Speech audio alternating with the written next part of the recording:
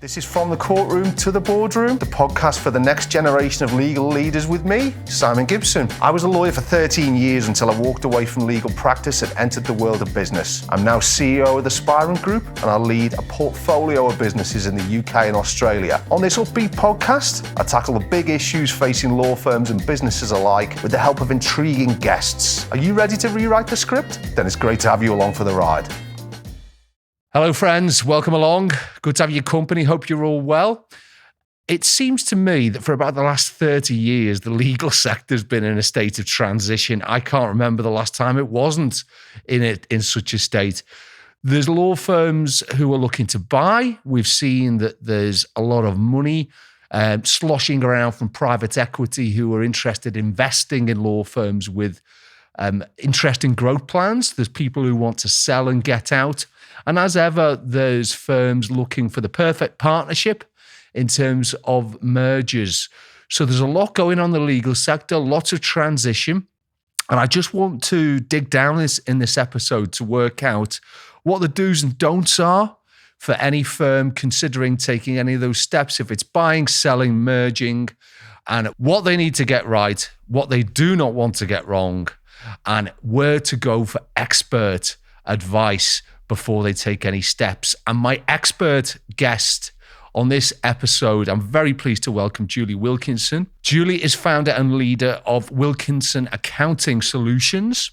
She is a public speaker in all matters growth, exit, financial acquisition, or capital raising. Julie is also a successful podcaster in her own right. She's host of the Build and Exit podcast, and she is generally regarded as one of the real leaders in accountancy matters and growth matters throughout professional services and many, many other sectors. So I'm really, really grateful to Julie for joining us. So on that note, Julie, hello. Thanks very much for doing this. Hi, thanks for having me. Not at all. Now, I hope I've given you the an appropriate introduction here. You're someone who is not only the leader of a very successful accountancy practice, but you're in the media yourself in terms of getting your message across to all, businesses of all shapes and sizes who want to grow organically, who want to grow through acquisitions, who want to raise money, and who in due course want to exit with the right value for the business in their pocket. So tell us about your journey to date, Julie. How did you set out on this journey that you've been on? Yeah, so I set up Wilkinson Accounting Solutions about 3.5 years ago. My background was I came from corporate, so I worked in corporate businesses. I'm a chartered management accountant by trade.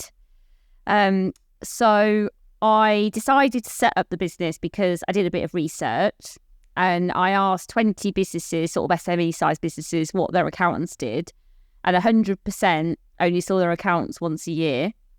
So I then went and researched the industry a little bit and spoke to accountants and kind of sort of tried to see what were they offering. And the feedback I had was SME businesses don't want management accounts. You can't sell it. It's not needed. So I was kind of a bit shocked because obviously I'd come from corporate where you didn't sign anything off without, a bit of a ROI or return on a calculation of what it was going to generate in profit and things.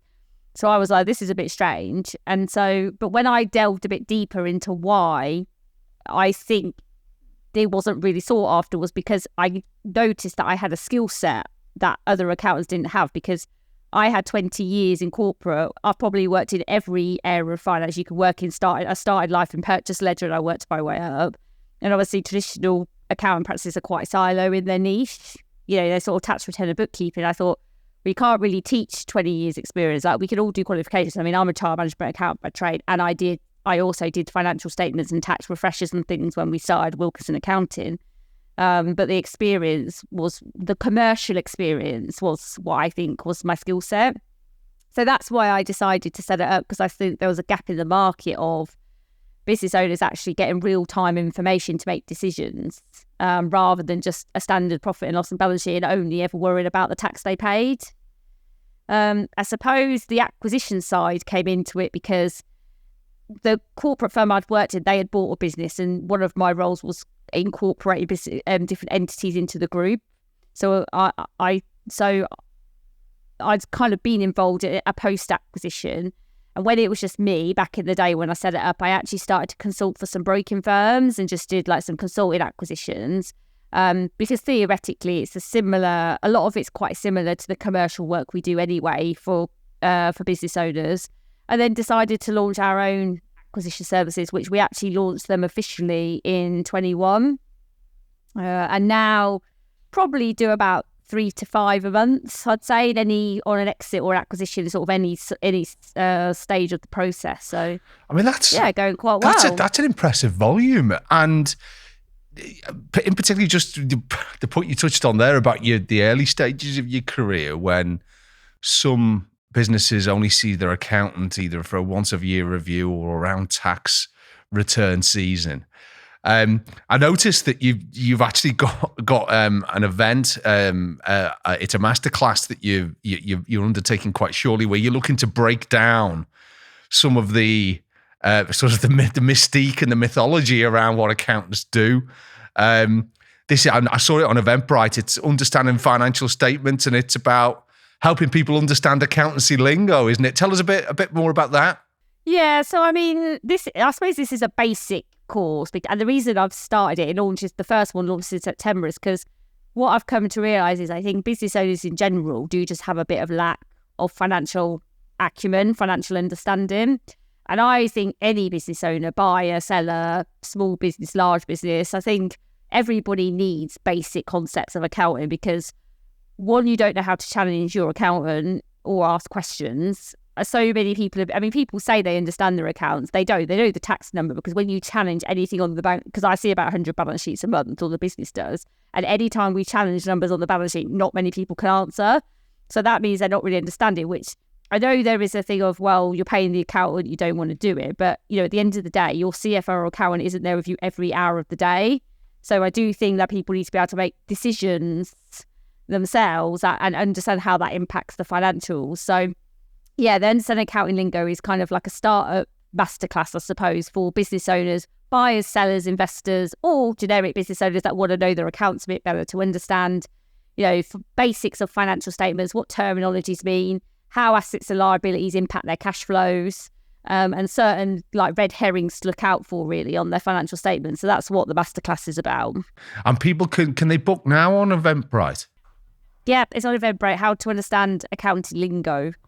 I don't know whether we can share the link in the comments at the end if people are interested. We will do, because this is going to be out well before September, or certainly before the course. So we'll definitely do that. And is that something you're looking to repeat again in due course? Yeah, I actually think there's a need to do it every month, really. I just think every business owner needs something like this. And I have a lot of feedback that it's, because it's $49.99 on the early bird tickets and $99.99 on the if you book a later stage. So it's not, it's quite a decent, I've done it cheap just so, because I just want, as many people to come on as possible to start learning the basics of their information. Well, it's great value at that price. And from my perspective, over the years, I've become quite close to the finances of our group, and I'll tell you a bit more about what our group looks like in a moment. But I would have benefited from this sort of help early doors in my career. So it sounds like a very valuable course, which people would do well to log on to. So let me tell you, I've made a number of acquisitions in my business in the past. So I was originally a lawyer. I was the leader of a law firm for some years. And it was during that time that we acquired I'll say a couple of other law firms, but what we essentially did was buy some of their work in progress. So it was more of an asset purchase than a business purchase. And a lot of this happens in the legal sector, which is where most of the people who are watching and listening will spend the majority of their working time. Either, you get both ends of the market are effectively, at the one end, you will get what I would consider full business acquisitions, where either a law firm or a legal services business will spot another law firm who's got a really good route to market, might have good people in their business, might have a real niche, or obviously might be very profitable. So they view the law firm as an opportunity to bolt onto their own business to add additional value. The other end, which I suppose where I was operating, where my business was operating, was there was a couple of firms who were just looking to raise cash. And they had basically a bank of work, which was part done. And they were interested in selling it to someone who could both finish the work off on behalf of the clients and also was willing to make a reasonable payment to them for its market value. So we made a couple of those sorts of acquisitions. I've got to say, I found the process quite difficult insofar as, first of all, getting a degree of agreement between the parties on what something is worth is not always straightforward. And secondly, that particularly if you're buying an asset, if you're buying a bank of work in progress, it's very hard to do really conclusive due diligence to persuade yourself and your funders and others that the asset that you're buying is worth what the selling party is saying it is and what you might think it is. So I found the whole process quite tough. Does any of that resonate with you? Yeah, well, we've actually done our own acquisition in Wilkinson's. We did an asset sale as well. We closed it this year.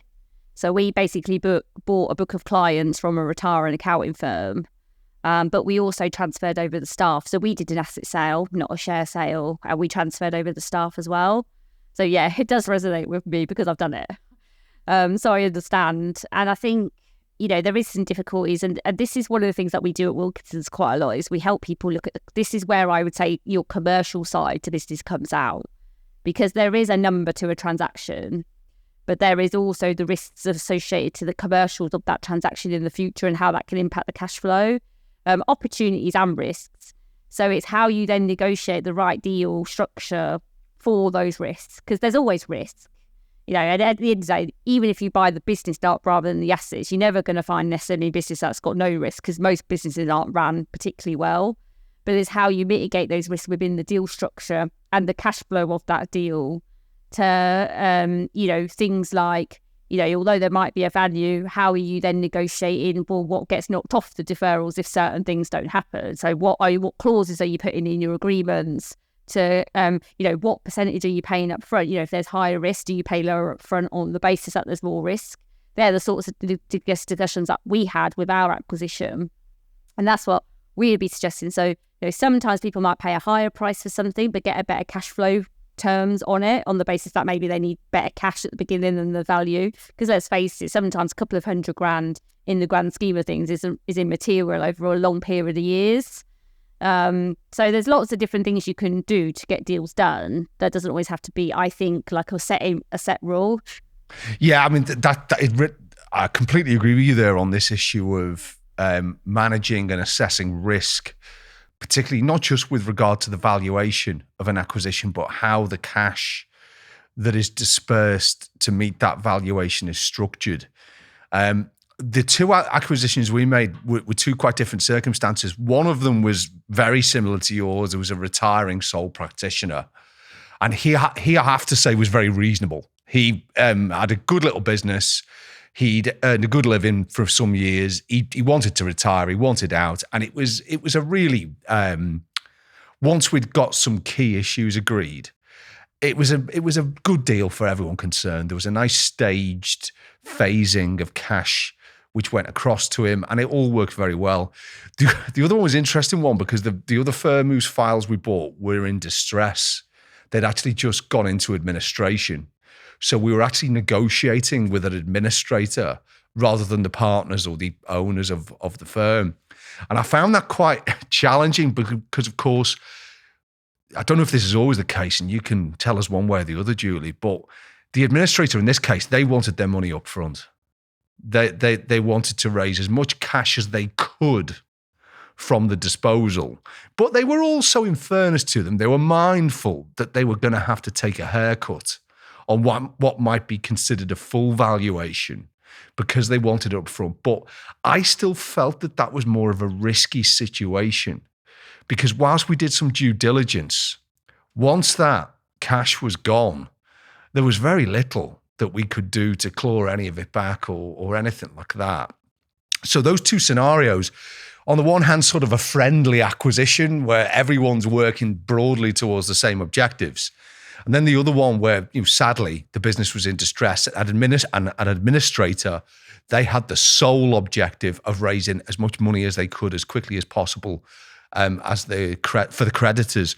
So I guess they were my experience of the sort of dynamics being very different and how that influenced the terms of the acquisition. Have you encountered different sorts of dynamics like that in terms of the businesses you've advised? Yeah, every business is different. I mean, this is where people have to be willing to walk away and know what they're willing to accept, basically, because we get it a lot. There's a lot in the market, that broker's overvalued it, this is overvalued. The fact is, a business is worth a certain amount. So there is a 3-year past trade and there is a balance sheet. So there is some form of fact in it. And it's how you break that valuation down. Once you get to the valuation, i.e. what is the revenue turnover, what's the profit, etc. I suppose the multiple then that someone's willing to pay is based on the buyer circumstance. And in the end, the seller's got to be willing to know what they do or don't want to accept. Because, for example, I have seen businesses go for 10 multiples because a big corporate will come in, offer them 80% up front, and they'll get a high value for it.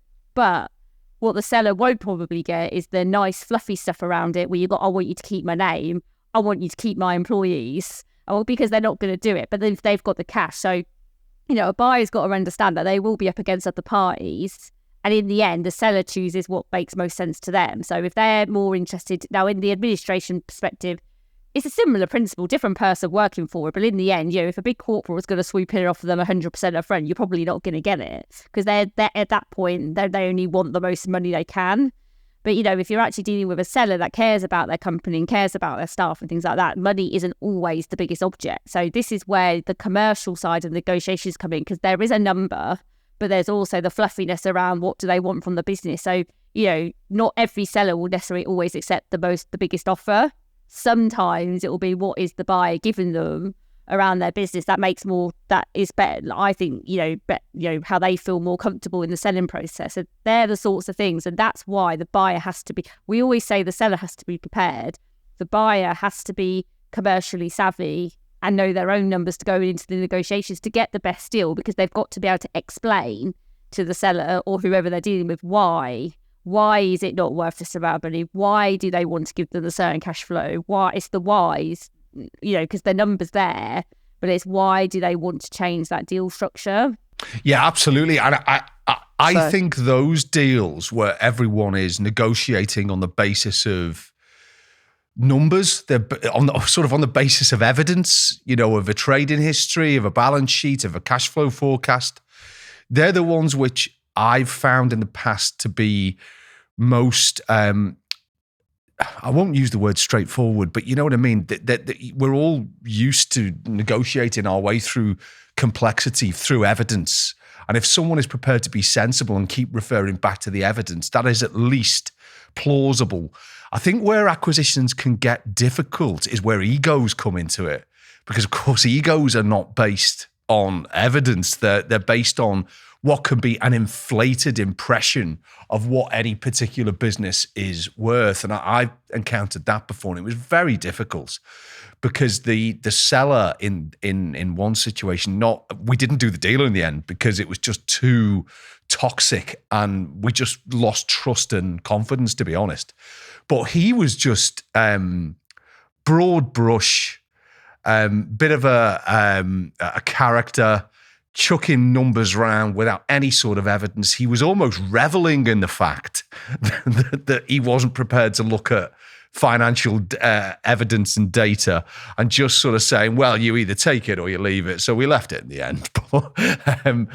How do you find sometimes that probably still not sold? Well, you're probably right. Do you find though that egos can get in the way of good business rationale when negotiations are taking place? Oh yeah, all the time. And that's why you've got to be able to articulate to the buyer and seller early doors. I think these conversations need to be happening before heads of terms, because I see it all the time. People are always rushing heads of terms. Oh, we just want to get the deal done. Deals, everybody says, I'm going to get mine done in 4 weeks. All of them always take double the amount of time most people say. although I have seen some quick deals go through.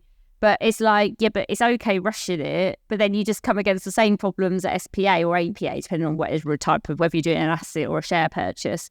And, there's no point because the deals just take months. I see the deals drag on and on and on because now they're going back and forth or on things they should have been negotiating ahead of term. So, you need to get as much of the information to make a top level valuation and deal structure that suits your own cash flow as a buyer early doors. And if you're not, and in my opinion, if the seller isn't willing to work with you at that stage, then it's not going to happen. There's no point in tricking yourself thinking, oh, it's okay, I'll get through heads of terms and then it'll be better. It's not. No. If they can't even give you the information at heads of terms, they're not going to give you the information in SPA. And you're better off not wasting your time unless they're going to be able to change their mindset. That's right. And I mean, that's where some of the acquisition discussions we've had in the past they just stop. Because someone, I remember a couple of law firms approached us on this sort of asset sale basis. And they would come across as being very keen to make a disposal of a particular chunk of work in progress, particularly to us. And I sometimes formed the view that they were expecting just to sort of leave the office with a check. But when you started saying, we need to see your management information, we need to see 3 years past financials, we need to see your tax returns, they immediately, it was as if the light bulb came on and the penny dropped, and they would just say, well, we think we'll leave it. It's better to do that though, isn't it, than try and drag someone kicking and screaming through a process which is just going to basically stall at some point through frustration. Yeah, and probably if they don't have it, because if they can't provide it, they haven't got it, have they? And that's a red herring itself, although no one would ever do deals if they were waiting for a management account because, 98% of people don't have management accounts anyway. But this is why I'm trying to do like these masterclasses and my podcasts and things to start educating sellers, because in the end, it will be better if sellers are just more prepared. Sellers need to invest in their finance teams and their management teams early doors in their businesses so that the business is set up ready for these types of things. Because then there isn't problems because the businesses are set up. And, and I do feel for brokers, all the brokers overvalue this and the brokers overvalue that. At the end of the day, it's just a cop out of the seller. Like in the end, the broker isn't the financial expert. The accountant that's been working with the company for the past 10 years should be the one that should have been, getting the right financials, and they should have brought a CFO on board and not tried to cheat the business model. They need to get the right resource in to get it right. And then the broker doesn't have to manipulate it because the broker isn't a financial expert. The broker's just there to help batch buyer to seller. Yes, they're almost like the matchmaker, and so sellers need to just get more prepared. Yeah. Yeah, pretty much. They're the matchmaker. And yeah, they do a top level adjusted EBITDA, but there's things on the balance sheets that could be years out of date. I see most balance sheets we see always have a minimum of 10% risk. Yeah. And there's some terrible things. And, that isn't, no one's going to be able to do that in a quick assessment.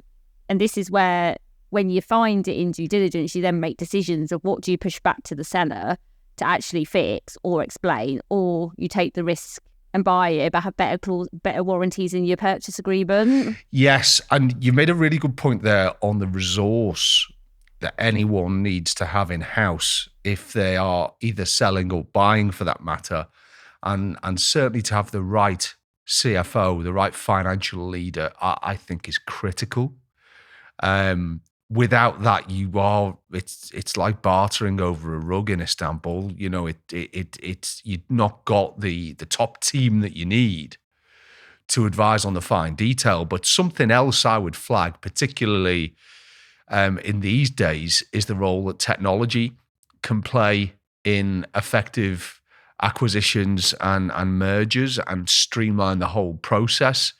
What I mean by that is quite often when a buyer is looking at a potential acquisition opportunity, they want to see the data which will support the business valuation.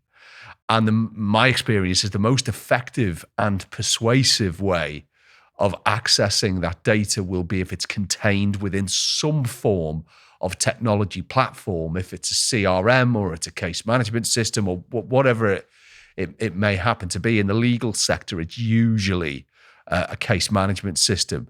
And when a business doesn't have that data backed up with the credibility of technology, I think sometimes they can end up with a worse deal because of the lack of integrity that the figures that they present can be perceived as having. What would you say to anyone about the role of technology in acquisitions and mergers? Well, I think the role of technology is big in business in general. Like, for instance, our firm's fully virtual. We don't have offices. We don't print anything. We're fully on the cloud.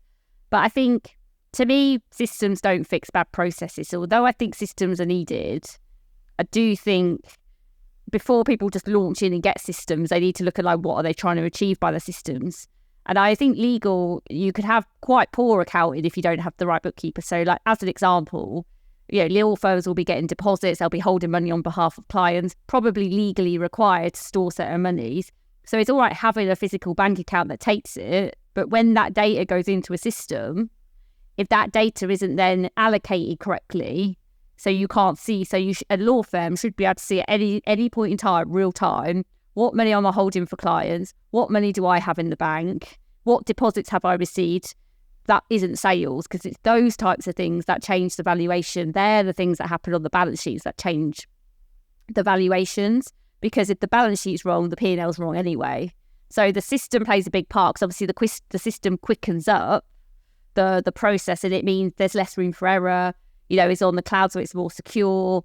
But somebody still needs to push a button to make that data work for the right reporting and be able to explain those numbers. So therefore, that the role of people never goes. The system just improves the process, enhances the ability to do it quicker, in my opinion. I think that's my view on systems. That's a fair point. I think where I was coming from was in terms of that issue of integrity of data. I've found recently, particularly because quite often an acquisition will be linked with the buyer having to raise capital. Not always, but in our case it was, and I know in a number of cases it was. And quite often the investor will want to dig down into the integrity of the data.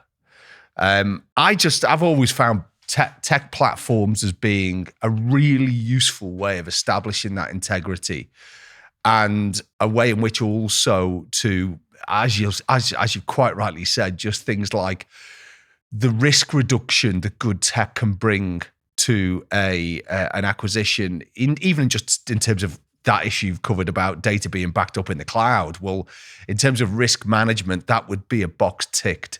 So I would definitely say to anyone who's thinking of exiting, the better your finance team and the better your tech could be two of the key areas in negotiating the best price for your business.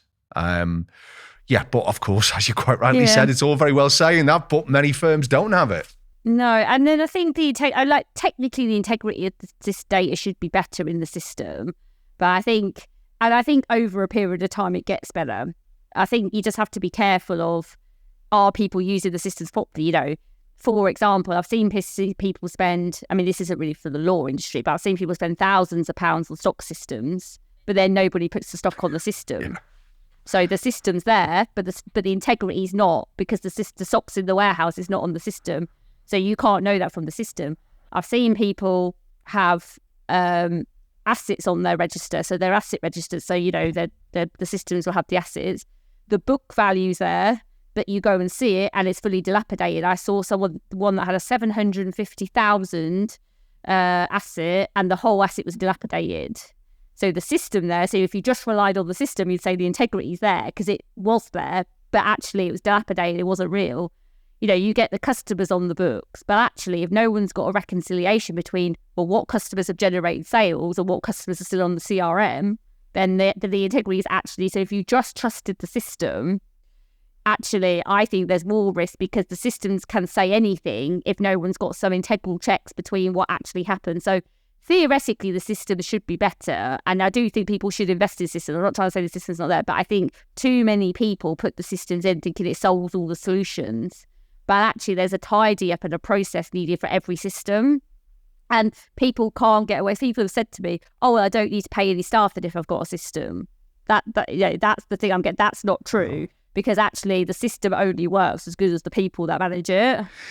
Yeah, and it's a great point. You know, the data that comes out of a system is only as good as the data that's put into it. So if there's no data or it's incorrect data that's been inputted, then you're quite right. The integrity of what comes out the back end will be badly compromised. Podcast today is brought to you by Zeus Tech Solutions, who provide dev on demand for law firms. When I was managing partner of a law firm, recruiting and retaining top tech talent was one of the biggest challenges. And worse still, because we didn't have the knowledge in the business to manage and coach a technical team, it was a constant cycle of frustration, downtime, lost revenue, and proclaim lying dormant. Well, for the past 5 years, Zeus have looked after both of Spire Group's law firms in the UK and Australia, and it's been a game changer. Now we get all of our tech on tap, from IT director to .NET developer. We get that whenever we want. Zeus provide the best use of tech to all of our fee earners with no recruitment fees and absolutely no nonsense. So if you're a law firm who are frustrated with their tech anywhere in the world, go to www.zeustechsolutions.co.uk and hit the live chat option, and the answer to all of your tech solutions, however specific they are, is right there. Better still, if you mention that you heard about Zeus on the podcast, you will get a free health check for your case management system. So that's Zeus Tech Solutions, dev on demand for law firms. And now on with the podcast. So there's some of the things that we perhaps should bear in mind if we're a business which is considering acquisitions. But why do you find that acquisitions can go wrong, Julie? Why do so many acquisitions seem to fail? Well, I think a big one is just the overvalues, because and it does. I suppose this is where it does come back to the intermediaries and the brokers. You just see it a lot in business in general. You know, people say, well, if I don't tell someone what they want to hear, they'll go somewhere else. So there will be ethical brokers that will say the truth, but I'm sure there'll be unethical brokers that will just say, oh, I can get you whatever you want for your business. And that is one problem, is sellers just don't get any third-party assessment before they go out to market. You know, you wouldn't just go and put your house on the market and not get someone to value it properly, like an estate agent, and look at, but a business is more difficult than a house, because a house has a location. A business has lots of commercials around it that can change. So even if you had two businesses that made the same profit and the same sales, I still think the multiple that someone would be willing to pay would be completely different on those two businesses, because probably they're ran differently. So you might have one business that makes the same profit where the owner doesn't work in it, but you might have another one that's got the same similar profit and the owner does work into it. But actually, should they be the same profit? Because if the owner's working in it and they had to replace their role, are they paying the commercial role for their salary? So although on the reporting surface they're the same, so then when they go and speak to Joe Bloggs down the pub, that tells them, oh, I sold my business for 50 million, you can get that for yours. No, but you can't know that just from the numbers, because it's who bought it, I suppose when someone bought it, and how was the business run at the point of purchase. And I just think there's too many conversations for, oh, my mate said I can get this and this business sold for this, but I don't think it's as easy comparable as that, because I think there's, especially maybe in corporates, is a bit different, you know, because big multinationals are probably ran, although I'm sure they've still got the problems, I know because I've worked in them, but I think SME businesses particularly are so different from one another. There isn't really a comparable. No, quite. And I think that, so you've got the management expectation issue. And I think when I speak to law firms in particular who've made acquisitions and it's not quite gone as they'd hoped, as well as that issue of an inaccurate valuation, I tend to find that cultural and what I would think of as like integration issues may have got in the way of what could have been the right deal financially. So some examples of that would be where one business buys another, but effectively they don't bring the people of the business that they acquire into the same discussion as their existing staff. They don't bring them fully on board. It's not clear what the business plan is. It's not clear what their roles are in the future. And people become disengaged and financial expectation just isn't delivered. And then the second one, I think it's back to technology. There's one firm who I won't name who has made lots of different acquisitions, but has never really integrated with the businesses that they've bought from a systems perspective. So they must have made about 8 or 9 acquisitions in the last, 5 years or so. Yet they've got a leadership team who is having to run a group through multiple financial systems, through multiple client relationship management systems. And that just eats away at the profit that would have been generated from a more streamlined integration process. So is there ever words of advice that you can offer a business which goes beyond the financial acumen in a deal about what they might need to think about post-deal to get the financial returns that they're hoping for from the transaction? Yeah, so we actually do post-acquisition consultancy within Wilkinson's. So because finance in itself, so when someone says to me, if I want my business to run without me, what do I need to do? To me, that's every buyer, because most buyers aren't looking to buy a job, they want to buy an asset. Now, whether that happens in reality, I suppose is a separate conversation. But I think that's most people's idea, is they want to buy a business that runs. Well, the first thing fundamentally you have to have is a good controls and governance. Because if you don't want people to make errors, make fraud, or have big risks in processes, you've got to have a control framework that people work towards, which means now that control framework is, if you were in a corporate, it would be your CFO that would manage your control framework. And that's one of the things we do at Wilkinson. We help people go, right, what is the control framework that you need for this business to run? Now, what's interesting is a lot of people that are buying business don't have that control framework in their own business anyway. So reporting does come into it financially, but it's not only reporting, it's systems, segregation of duties, processes, people, and how data is analysed, really. And that it is from a financial perspective, but it's also it's not just, it can be things like, well, what's the time scale of the project? So what did you quote on that piece of work versus how long did it take you? You know, they're not sales revenue, but they are financial matrix, but they're what we'd call sort of non-financial KPIs, because it's like work in project management.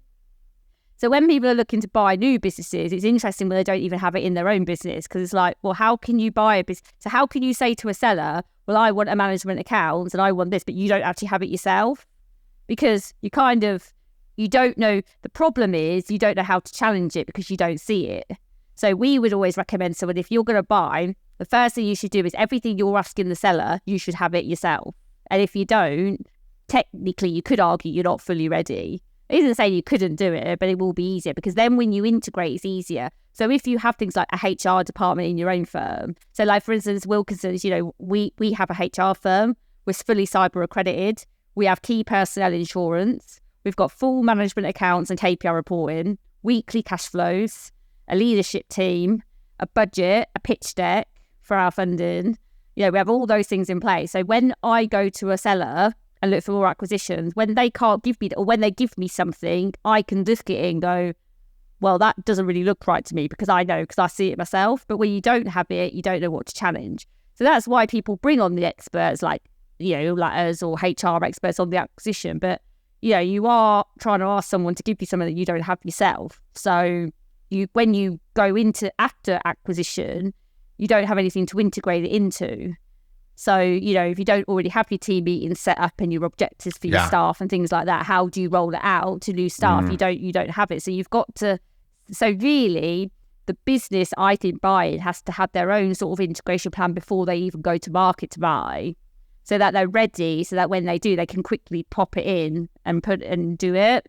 Yeah, I'm with you. It's about either taking what you've got and extrapolating it, or perhaps using the acquisition as an opportunity for a review of your own business, and to say, is this a good opportunity to think about how we do things across the board? So that really does strike a chord with me, Julie. So just to wrap up then, I mean, the point I made earlier about lots of acquisitions and mergers will involve raising capital. It will involve not only making a decision to purchase a firm, but persuading also a lender to advance enough capital to you to make that purchase. So we're here now, it's July 2023, and the world's in a right mess economically, which may mean, certainly the rumors I'm hearing are that the financial markets are becoming much tougher, and that to raise cash is being analyzed much more substantially. Do you think we're entering into a period of time that until economic matters improve, that there could be a reduction in merger and acquisition activity? Or do you think that the right funders will always support the right deals? Yeah, well, law will be hard because it will be like accounting. So there's no real assets to leverage off. So you'll be always looking for cash flow financing, which is quite restrictive anyway. So we're currently going through our own funding round at the minute, and we're considering a mix of equity and debt, because the thing with debt financing is it's quite restrictive. So if you're doing one of your first deals, it's even more restrictive than if you're doing, I think, future deals, because what will happen is, and this will depend on the size of the deal and who you're going for. So you'll go to the seller, and if it's a sizable deal, which I would say a sizable deal is over $1 million. So if it's over $1 million turnover, I think it's a sizable deal. I think anybody who's selling over $1 million, the first thing they'll ask you is for proof of funds.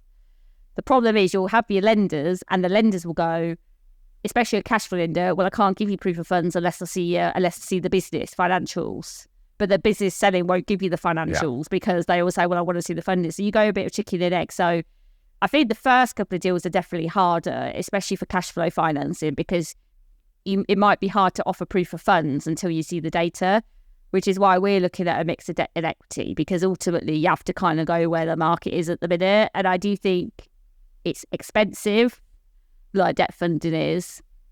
It's not saying you can't get it, like you can get it. We got funding for our deal, and the last one that we did it this year in 23. So you can get it. It's just, it's expensive and it's quite hard work. Yeah. So, but you've got to be prepared though, because I know when I used to work in corporate, we do it all the time. If people don't trust things, they ask more questions. Yes. That's why you've got to make sure that your financials and the information you supply nobody has anything to question on them. Because once somebody doesn't question them, you're more likely to get a quicker deal, because they'll trust it. As soon as they see things they don't trust, they'll do it with a fine tooth. They'll look at everything, because they'll question everything because they don't trust it. Yeah. So the most important thing is you actually, because I speak to a lot of investors from doing our own pitch deck and other people's pitch decks, is the one thing they always say is everybody cares about how they got to where they are. And although that's great, funders don't care. Funders don't care. They want to see a journey, a summary, but what they're looking for is, what is the journey? How am I going to buy? Because most funders are buying into you as the person, not really the business. Yeah. Because they want to know, that person buying it, can they run it? That's what they really care about. Yeah, that's right. And I think that's the area that most ambitious entrepreneurs feel most comfortable with in terms of selling themselves. But I have to say, I agree with you about, it is hard work to raise capital. It is a frustrating process. It can be one which leads to failure, because you just might not be able to persuade an investor to back you. And do you know what? I think this is a trick we miss, in not just in the UK, but generally, because we hear all the time about the importance of the economy driving further growth. But the biggest inhibitor to growth is not a lack of ambition, it's a lack of capital. Because someone can dream big, they can have a fantastic business plan, they can have a very competent team, but if they cannot access that capital, it means that all the good they could do through growing their business, whether that's increasing their tax liabilities, whether it's employing people, whether it's bringing a difference to their community, whether it's through getting their key messages and their values out there, none of that happens. And it always seems to me that if, for example, governments were a bit more backing of the entrepreneurial spirit and maybe provided more capital through government-backed schemes, that entrepreneurship would thrive, that growth would happen in the economy, and that we would all benefit. Any thoughts on that just to wrap up, Julie? Well, yeah, I mean, like I said, there is money. You can get the funding. I think I do agree, but then I do think, I mean, we saw it with the COVID loans, you know, how easy that money was given and now all the difficulties people are going through not being able to pay it back. At the end of the day, I don't believe people should be able to get finance if they can't provide their own management accounts and cash flows, because I don't think people should be going for deals if they don't have their own information, because ultimately, how does anyone actually know what they earn if they don't have it? That's the point. And that's what lenders, so the reason lenders are so restrictive is because people can't provide. I know, because I speak to the lenders through clients, they always tell us they don't like it because they get a load of waffle basically from buyers, but no real substance behind how they're going to run it, what's their risk strategy, what's their cash flow like. Well, that's because they haven't got it. They haven't invested the time and money into building it, and so I think, you know, I do think it is quite restrictive, because I know myself, because we have that stuff and it can still be quite restrictive, but they also people have to recognise that at the end of the day, you know, if they want to go out for funding, just saying they're buying a business isn't enough, because they still have to be able to run that business. And ultimately what the funder will look for is, well, how are you running your current business? So the other business might have its own financials, but once that owner leaves and you're now the owner, what are you going to do to that business? And how are you running your current business? And how is that going to operate the new business? Because ultimately that's where how are you going to pay for your deferrals? Because at the end of the day, no one would go and get 100% mortgage. So why should someone be able to go and get 100% debt financing? That's a good point. See, and often it's because they just think, they don't need any skin in the game. Well, that's right. And so I think the message to wrap up is entrepreneurship and ambition is fine, but it has to be backed up by sound financial planning, by good infrastructure in terms of financial team and your financial information, and also with a reasonable approach to negotiation. So that's certainly what I've learned from today, Julie. So thank you ever so much for your company and for your expertise. Reminder to everyone watching and listening that in the description for the podcast, we've got the website for Julie's business, which is Wilkinson Accounting Solutions. You will also see the handles for Julie's podcast. We'll put also the links for your masterclass, Removing Accountancy Lingo. That sounds an absolute cracker. On Eventbrite, we're going to put that in the description as well. And well done, Julie, for all of your own personal success to date and for your expertise. And hopefully we'll see you back again on this podcast in due course. Yeah, definitely. Thanks for having me.